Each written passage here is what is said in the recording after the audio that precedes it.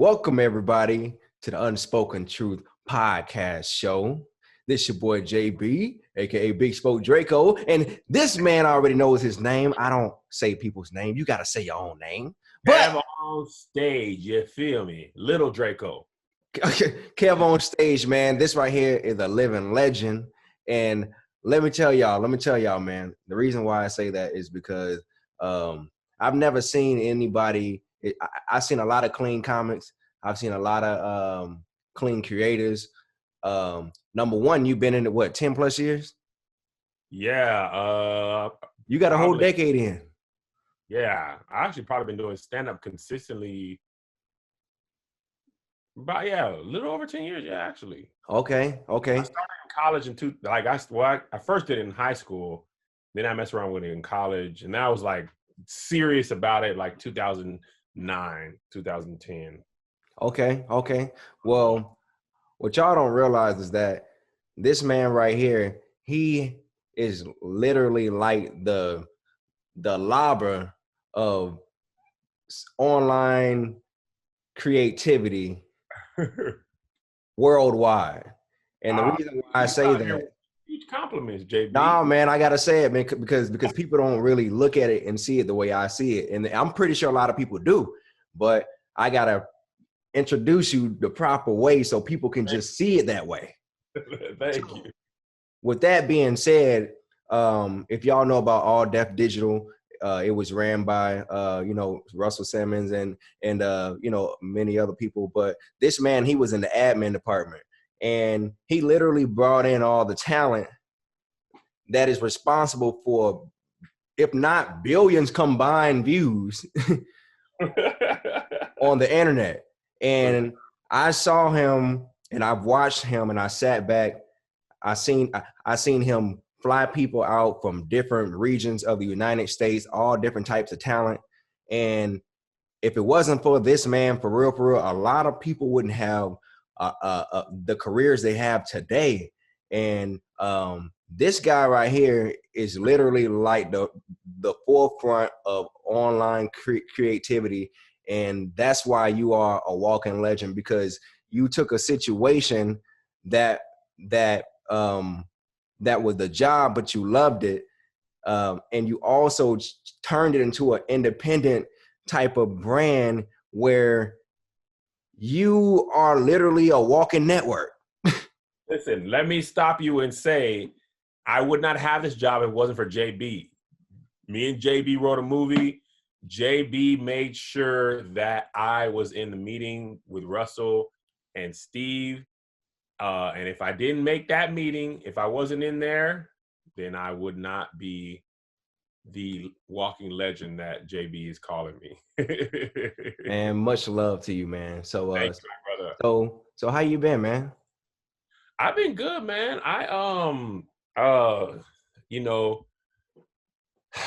Corona messing up stuff, but also creating new opportunities. Creating new opportunities? Yeah, man. Yeah, I see you. I see you got a lot of things going on. You got the podcast. You're doing.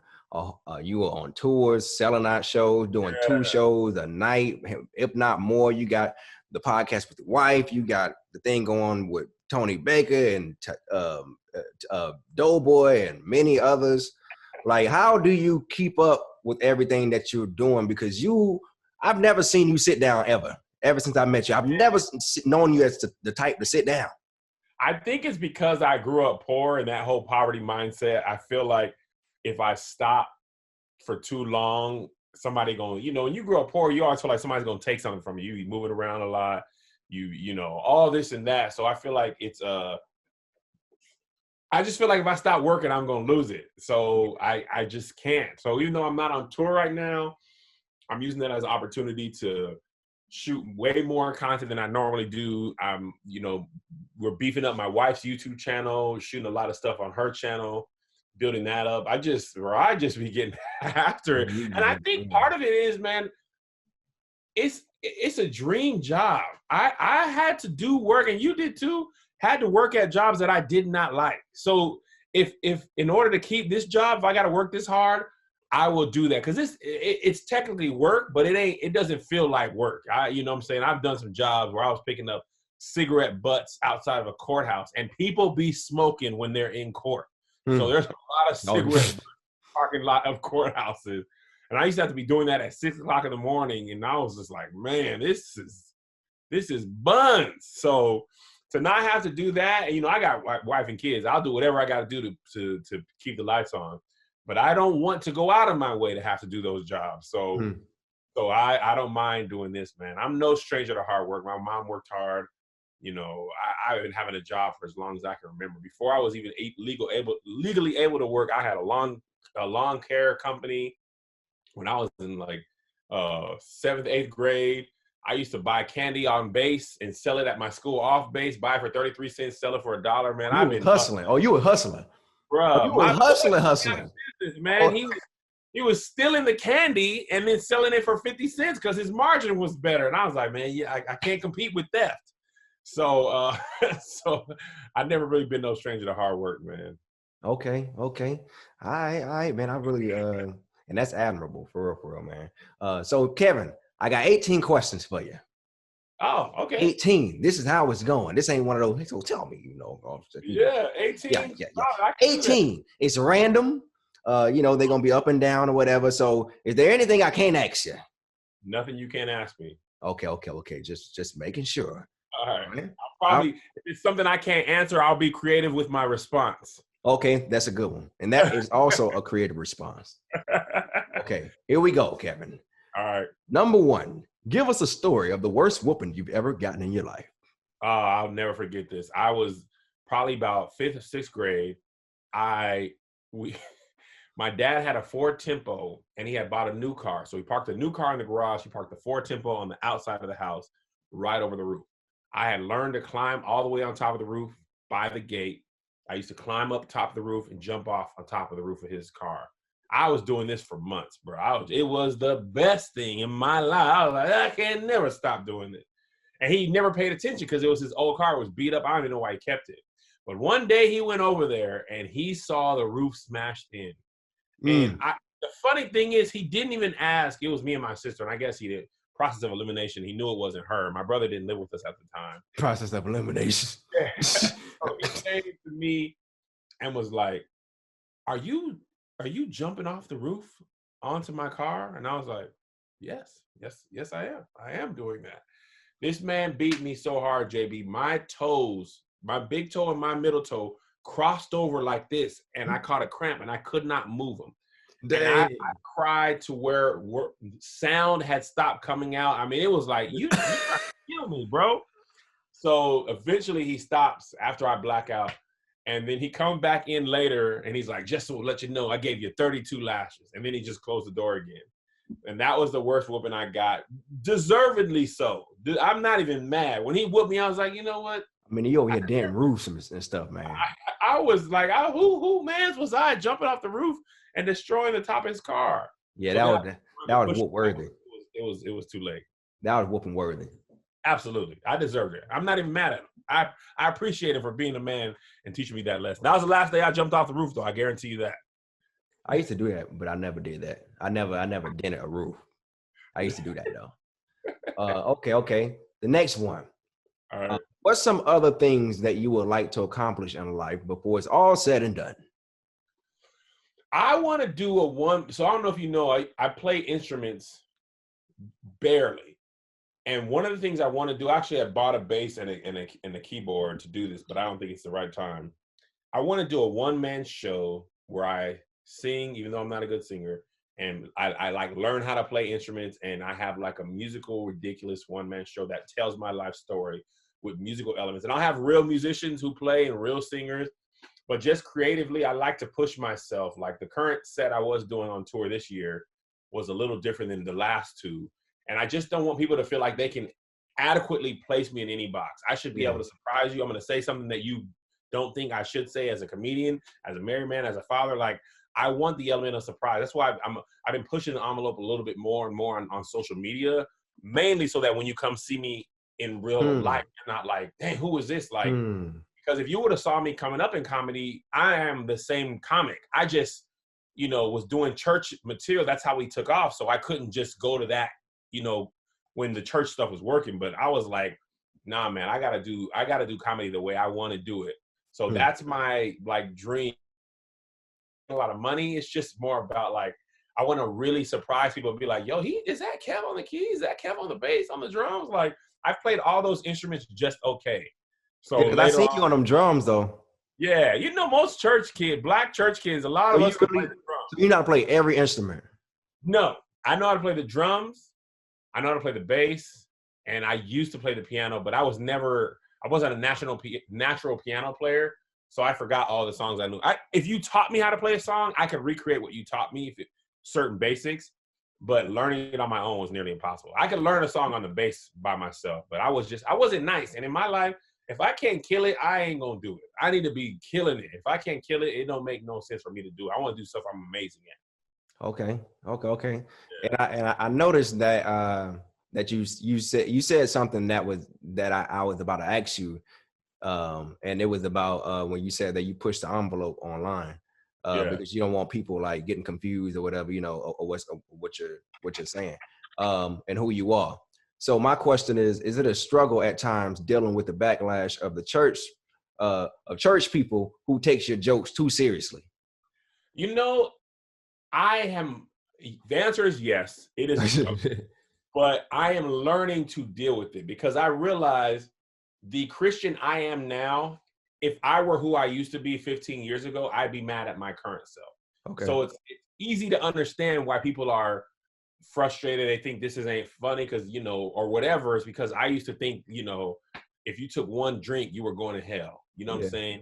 So I just don't like when people think I don't love God for real just because I be playing in church. I just been in church a lot, man. Yeah. You go to church as much as I did, you have to think about something else, man. We was just up in there too much as kids. So, you know, and honestly, I haven't been doing as much church material as of late just because there's not as much of that material as there is of everything else. There's always something ridiculous on the internet. There's not always something ridiculous about the church on the internet. So, but yeah, I really don't read too many comments after a while because you know what it's like in there. I just be like, man, I only like to read them if they praise me.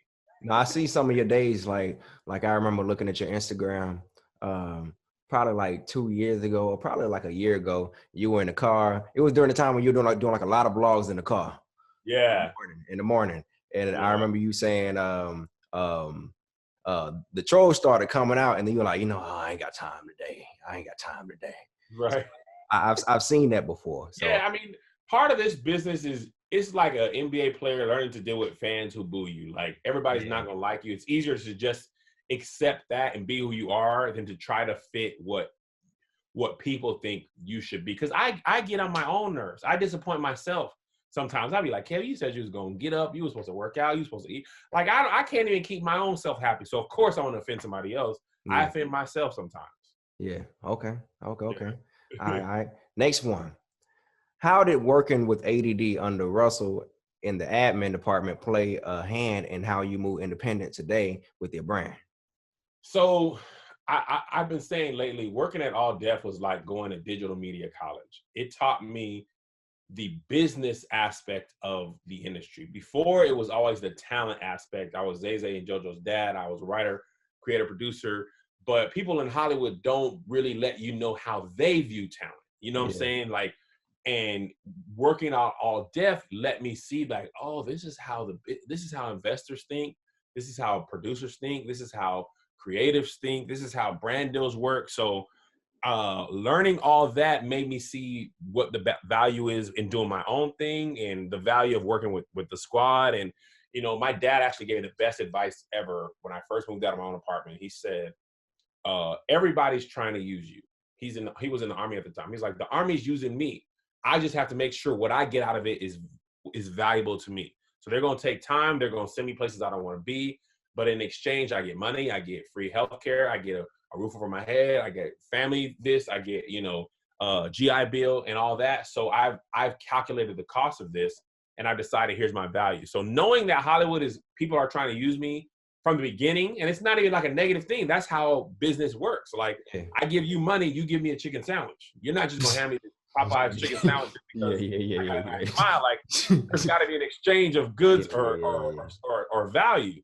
So looking at it like that, the main thing is allow me not to take it personally when people don't, you know, get me. Like me and Doughboy, or I was directing his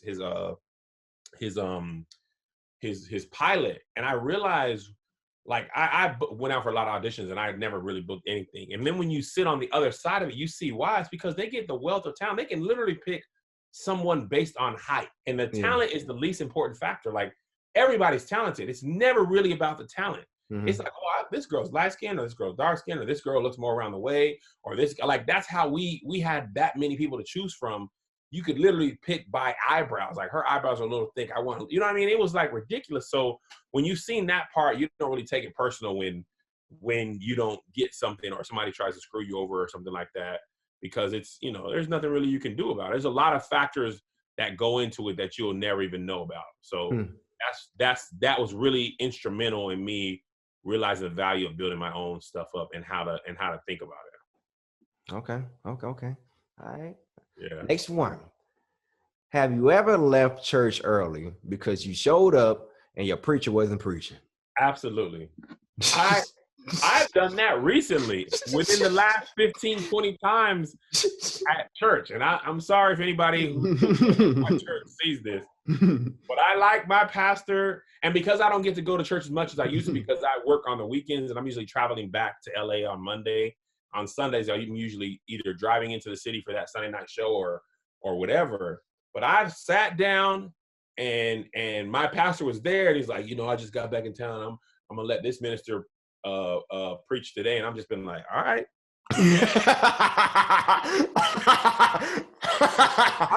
Didn't even let him read a scripture, bro.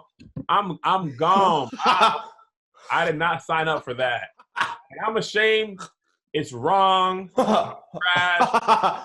But I left and I went and got crab legs at the crab leg spot near the church. I didn't even go home. I was just like, nah, I'm good. I'm gonna just go eat lunch. This dude crazy. He's like, all right, I'm out there. That was funny. All right, next one. What and who inspires you? You know, my mom was my first inspiration. My mom was the first creative person I knew. She was a writer. She used to write plays and books and poetry, and then she used to run businesses. Your mom wrote poetry? Businesses, yeah. Oh, I ain't know all that. And yeah, my mom is legally blind, just like Donna Goodo, and she travels more than my dad. She always got an event she's speaking at, always hustling. So I feel like I got a lot of that personality, my creative part and my hustle, from her. She always worked. Even, I mean, as long as I can remember, she used to have 3 jobs. She had a real job and then a business, then 2 businesses when she didn't have a regular job. Like, so she probably was my biggest inspiration. Okay. Shout out to moms. Shout out to mom. Yeah. All right. What was your lowest and highest moments of your life, and what did it teach you about the game of life? I don't really count my highs. I thought about that a lot. People ask me, do you ever look back and be like, man, look at all the stuff I've accomplished? And I don't. And it's not from a braggadocious point of view. It's just I'm always looking at what I'm looking towards, that I don't spend a lot of time looking back at what I've done or what I'm currently doing. And I don't really compare myself to my old self. It's just like, I'm always looking at, like, what's the people ahead of me doing? What's Lil Rel doing, and Issa and Yvonne, like people in my class. Like, I always focus on that. And then people be like, yeah, but you did 4,000 tickets in Chicago. And I'm like, yeah, but the venue sat 10,000. So it's really 6,000 empty seats. And they're like, are you insane? You know what I'm saying? So, but that's just how I am. And the lowest point, career-wise, I won't say low as in like I was like depressed or something, but I will say that it was a time I misjudged the industry the most, and it was catastrophic to my confidence and stuff. When Austin is TV, I came to them and asked for Zay Zay and JoJo to get a raise because they had been the most successful weekly show on Austin is TV, and they said no. And then within 3 months, canceled our contract or didn't renew our contract. I was like, oh my God, like, y'all did not see the value that I thought y'all saw. And the crazy thing is, when we started, Zay Zay's YouTube channel was booming. And then in the contract, they said you cannot post any videos on your personal YouTube channel. Oh, y'all was in that? We was in the first wave of that. And for us, I mean, nobody care about that, man. We with y'all. That's what I'm saying. You was a part of that. You was a part of the beginning wave of, because people talk about my story and what I've been through. You went through what I went through too. We've been in this together. Yes, we have. And I was like, man, y'all, they really don't care about you, like, as a person. Like, everybody was so nice and buying the boys gifts and this and that. But when it came time for contract renewals, and they didn't, like, all them phone calls stopped, all that stuff stopped. And what's crazy is they made the boys stop uploading on their channel. And then when they didn't re-sign them, it was because they're like, we're moving towards influencers who have their own big channels. And I was like, y'all slow down Zay's growth. What you mean? Now he would have had 1 million subscribers at that time, because everything we posted was doing hundreds of thousands of views. And this was when YouTube was the only game in town. You know what I'm saying? So now I don't trip a lot, because I wouldn't want that influencer life for my kids anyway. I'm happy it worked out that way, because it taught me some very valuable lessons about business and people and all that. And my kids are growing up a normal life. Like, they literally ain't left the house in, this is probably going on the 4th week. And they're not weird. Like, a lot of them kids, man, they are freaking weird. Your kids get outside. Yeah. I see them playing soccer, all kind of stuff. Like, they gets out. Yeah. Well, that's Joe. Isaiah doesn't do anything. He don't do nothing outside. But Isaiah, like, he got his friends at school, man. They shoot and edit their own videos. Like, he's living a normal kid's life, which is more important to me than him being a YouTube star. Because a lot of them YouTubers, man, them kids are not doing well in, like, life. Yeah. I didn't want that for my kids. I wanted them to have a normal childhood. If you want to go back into the industry, do it when you're 18, 19, when you've already lived a regular life. You already have some, some morals and some value. Because them people on set, bro, they don't care about you. And that, not in a negative way. Like, their job isn't to care about you or raise you. Exactly.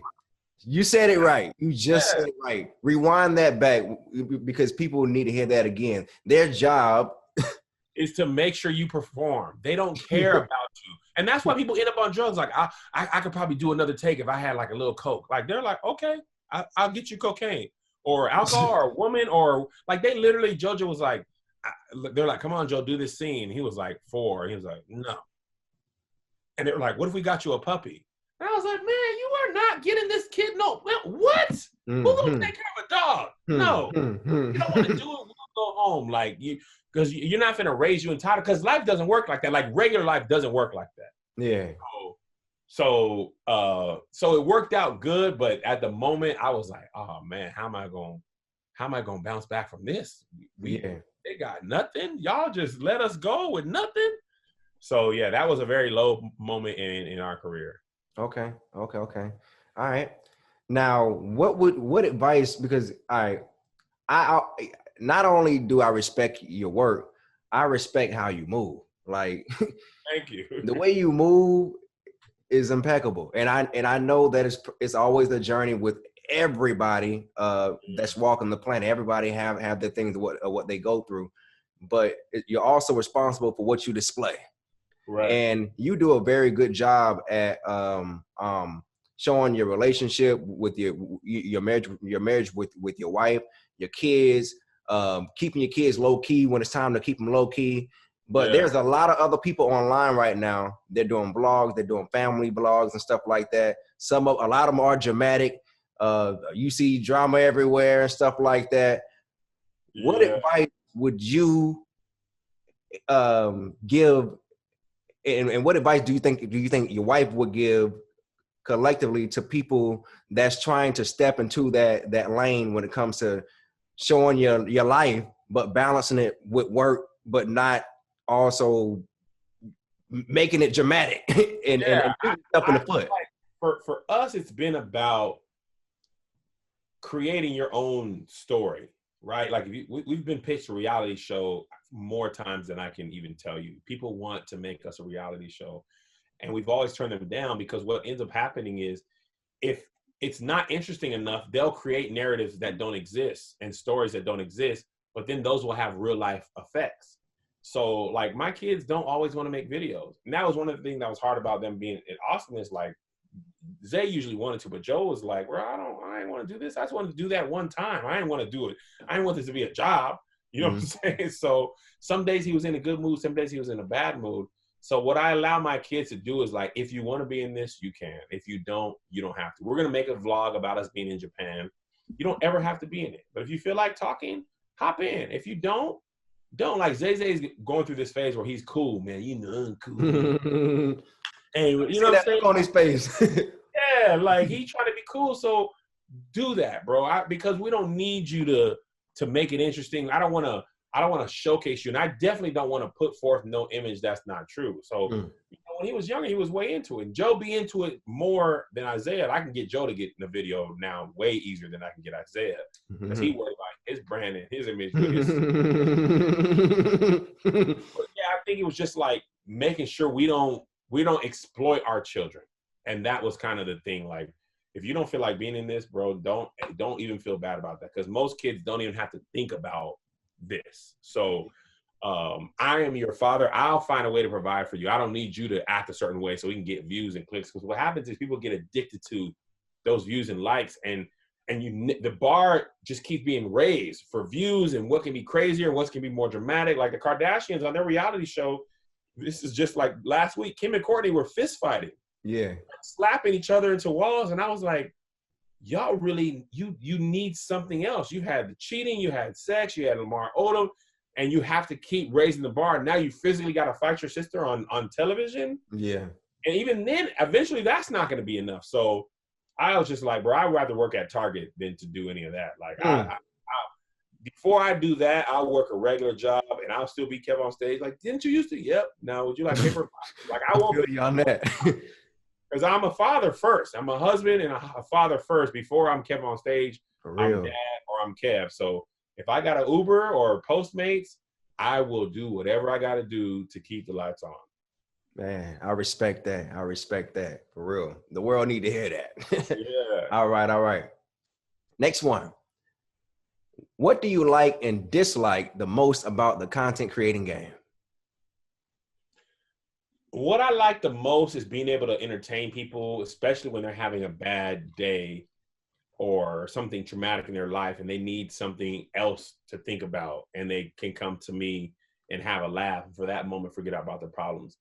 The part I dislike is feeling like I have to be doing something all the time. This is a pressure I put on myself. I have just trained myself. If I'm not posting a video a day, then they're going to forget me. And that's just not true. Like, I've done years and years and years of videos, and I still feel pressure to post a video a day. And if one doesn't hit enough for my liking, I got to post something else. You know what I mean? But sometimes I have difficulty just being like, man, I'm gonna just take a couple of days off. Like, I only really do that when I'm on vacation. And even then I take stuff that I post on my story and I'll just put it up as like ancillary content. I just won't go for my regular videos. But people who work regular jobs, they can just be like, all right, I'm on vacation. I'm not thinking about my job. And when you are in this business, you at least the way I'm doing it, I can't ever, it's like every day can be a vacation and every day is a work day. You're never truly off and you're never truly on vacation. You know what I mean? So you might be in Japan, but you're shooting a vlog, editing, uploading, making sure that you're uploading a video in that's a good time zone in America. So you might stay up till 3:00 Tokyo time to make sure it's up at 6 a.m. in LA. And like, regular people don't have to think about any of that stuff. They just go be in Japan. So, and mind you, some of this pressure is self-inflicted. So I'm not saying that you have to live like that, but that's what I don't like, because I do that to myself, and I'm my own worst critic and taskmaster. So, Dang, yeah. Man. I ain't know you. Anyway, you be putting a lot of pressure on yourself, but that's good though. That's good though. You know what I'm saying? But just it's okay to rest. My wife tells me that all the time. I'm like, it's you okay. Don't know. For real, man. Yeah. Moving on. Has there ever been a time when your faith in God has been tested? Yeah, I think there's definitely been a time when I was about to get fired, when I worked at the bank, and when I eventually got fired, I was just like, God, I know this was my fault, but I don't know how this is gonna work. Because my bills did not change, just my income changed. So getting through that made a lot of this part easy, because and then coming to LA with no prospects, of income coming to a city where my rent for an apartment was more than double my mortgage for my house. That was like insane. The first day I got here, and the first Friday that direct deposit didn't come in from Boeing, is where I really had to be like, all right, God, you got us, because I don't know how it's going. And somehow we made it by faith and a thread. We made it. We made it here. We actually just this past month just made we made 7 years living. Just made it be 7 years. Yeah, now that's what they say. If you can make it in LA for seven years, you made it. I don't know if that's even. Man, look, you did better than me, because we went out at the same time, and I went back like 3 to 5 times. So you never left. You stayed in the paint. School though. You stayed in the paint. I had no plan B, man. I was like, we're gonna make this work. Okay. Hey man, I respect it. All right. Next one. When will you feel like you made it? I will never feel that. Dang. I will never ever feel that way. Okay. I wouldn't. If I had a studio the size of Tyler Perry's studio, I would still be like, okay, I got to do this, and I ain't done this, and I'll never feel like that. That's just not my personality. I am always looking for the next challenge. Even if I made it in one part of my industry, I would switch gears and challenge myself to do something that I'm uncomfortable in, just to feel like I got to hustle. Like TikTok. I've been doing TikTok, and I realized. You on that? Yeah, just because. Oh my God. I'm doing it kind of like my way to see if I can build it from scratch. Just only for the challenge of doing something my way. It's not even about becoming a TikToker or anything like that. I just enjoy the challenge of struggling. That's another reason why I bought the instruments before my wife made me throw them away. Like, I enjoy things being hard and having to figure it out and having it be tough. So I'll always challenge myself. You'll probably see me bomb on a special or make a weird movie before you ever see me stop and say I made it. I will always be challenging myself to do something new or hard or that you wouldn't expect before I would say, I made it, man. I'm going to take a couple years off. Man, that's a hard worker right there, man. I thought I was Mr. Faith, consistency, and hard work, man. Golly. Man, Kevin be getting it in, bro. Y'all be talking about work ethic, man. Kevin be getting it in, bro. I got to, man. He's a walking motor. For real. And it don't shut off. Nah. All right. What brings you peace, and what will happen if you don't get that peace? My family, man. If I didn't have the main reason I can be successful is because my house is in order. Like, I've got a good relationship with my wife and my children. If somehow my career started to harm that, you would see cracks in the armor. You'd see my work ethic fail. You'd see my jokes not land. Like, that humbleness comes from knowing that they're taken care of and we got a good relationship. If that wasn't cool, then I would have no peace in anything. There's no amount of money or notoriety or anything that would make me feel good. I would be like, nope, everything's messed up because my family's not right. Hey man, that's game, man. That's yeah, game. I would be like, oh man, nah, forget all that before I let my family fall apart. Because at the end of the day, man, if I lost all my followers right now and got canceled, my wife and kids would not care. Yeah. They don't love me for that. Nobody in the house calls me KevOnStage. Yeah. You know what I'm saying? So all that could go away and they wouldn't care. And that's what keeps me grounded. Is knowing that I don't have to be that for them. I don't have to be on. I don't have to impress them. I don't have to even be funny. My kids don't even find me funny like that. I'm just a corny dad. My wife was with me before I had any of this and would be with me if I lost all this. So there's there's a lot of security in that. Like, I could be like, all right, bro, I'm out the industry, man. I'm about to go sell cars. And they'd be like, okay. You know what I'm saying? Like, they would not trip. So that's my best, the best part of my life. Man, I respect that, man. For real. Nah, man, because I'm the same way. I feel like if I ain't got my family around me, man, I don't have my peace. For real, man. My family just staying grounded and just know what a foundation is. Like, that's the whole foundation of everything. you're on top of the world. Everybody wants to be your friend when they feel like being your friend can value them. Yeah. When they don't see that they can use you for something or being associated with you, then they don't care. Like, and I know that I do have friends who I know, wouldn't treat me like that. Yeah. But there's a lot of people who hit me up and just want to be a part of what I built, but they don't care about me as a person, per se. Yeah. So I get that. I get the game part of it, and I just know it is what it is. But it's easier to deal with that because I got my family to keep me grounded and keep me humble. It makes me, they're the people that are excited, for me when things go well, and they're people that be sad with me when they don't go well. Man, that's real, man. Just to let everybody know, it ain't nothing out there. There ain't nothing out there, bro. Ain't nothing out here in these streets, bro. All right. We wrapping it up. All right. This right here is pick one. All right? Pick one. Sanford and Son or the Jefferson? Sanford and Son. Because Red Fox and what was her name? Not Ethel. The lady used to go back and forth with all the time. I can't think of her name. I forgot. I mean, I'm a little too young. I watched it, but their relationship Martin and Pam is literally that same relationship. That's crazy. You're saying that. It is literally crazy. Martin and Pam. So, but that part is what made it funny. I like the Jeffersons too, but Red Fox, Fred Sanford, man, he was just classic. Okay. Theater or Netflix? Me, the person watching? Yeah. Theater. Yeah, there's a certain element of knowing something is happening live and knowing things can go wrong and knowing real people are in front of you. Like Netflix. Oh, I don't mean that. I'm talking about like movie theater. Yeah, movie theater.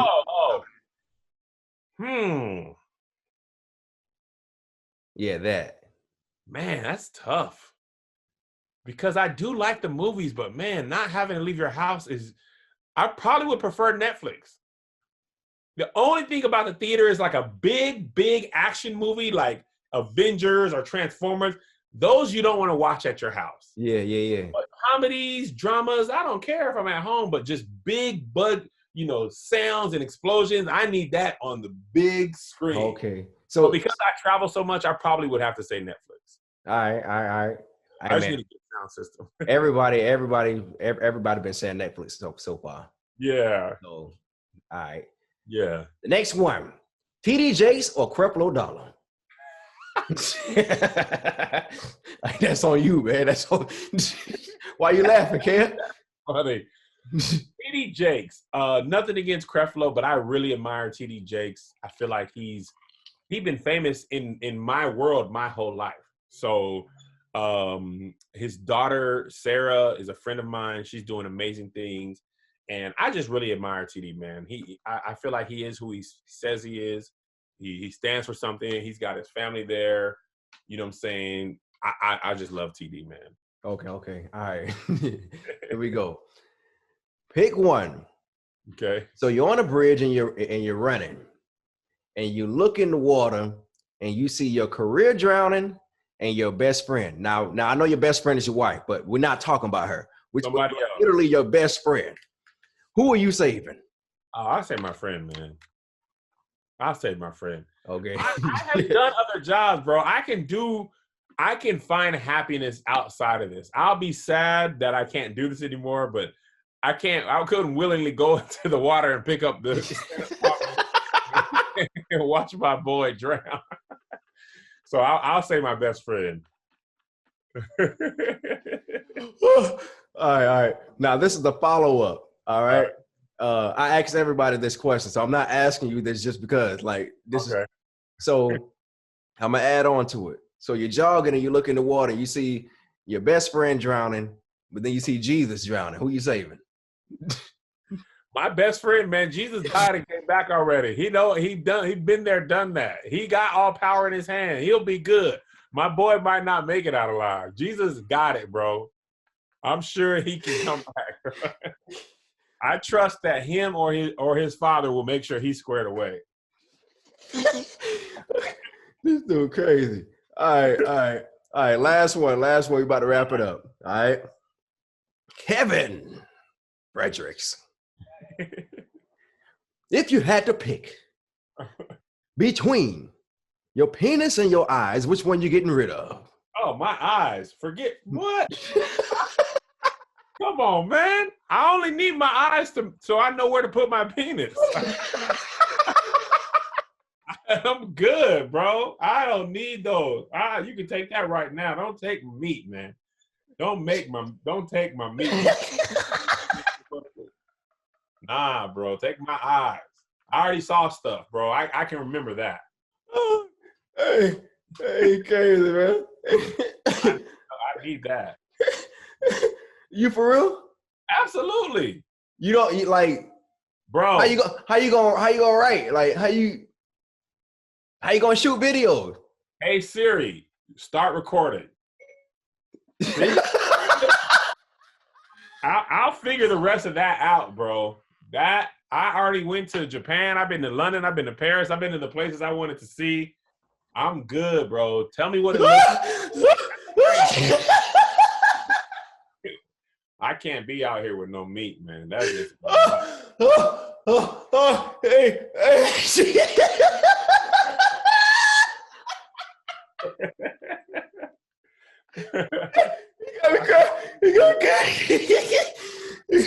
Oh my Lord.